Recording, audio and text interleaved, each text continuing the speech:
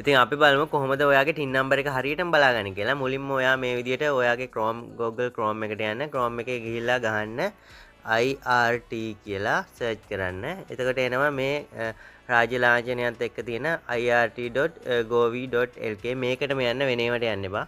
ඉතින් මේකට ගියාට පස්සේ මේ වගේ පේජ් එකක් තමයි ලෝඩ් වෙන්නේ. ඉතින් මෙතන තියෙනවා අද e-service කියලා පල්ලෙහාට ආවට පස්සේ මෙතන නිල් පාටින් මේ 1 2 3 4 තියෙනවා. එකෙන් තුන්වෙනි එක ඔබන්න මේක ක්ලික් කරාට පස්සේ මෙතන තියෙනවා verify registration කියලා. මෙතෙන්ට ගියාට පස්සේ මෙතන තියෙනවා NIC TIN PP ගේ passport එක ඒ වැඩ නැහැ. ඔයා NIC identity එකක් තියෙන නිසා NIC දාන්න. ඊට පස්සේ මෙතන දකුණු පැත්තෙන් ඔයාගේ identity number එක ගහන්න.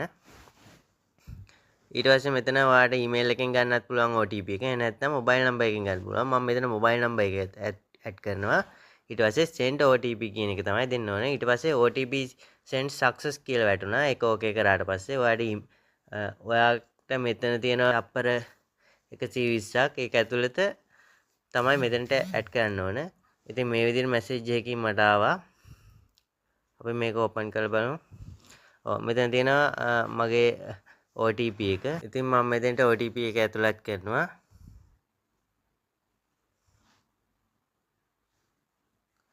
ඊට පස්සේ එතන තියෙනවා මෙතන search කියලා එකක්. අපි search එක ඔබමු. ඊට පස්සේ OTP verified success කියලා ආවා. ඒක ඕකේ කරන්න.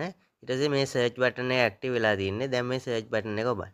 ඉතින් මෙතන තියෙනවා ඔයාට හදපු ඔයා අවුරුදු 18ට වැඩි නම් ලංකාවේ හැමෝටම ටින් නම්බර් එකක් ඇඩ් කරලා තියෙනවා. මේ තියෙන්නේ ඔයාට අදාළ ටින් නම්බර් එක. ඉතින් මේක බලා ගන්න පුළුවන් මේ විදිහට තමයි.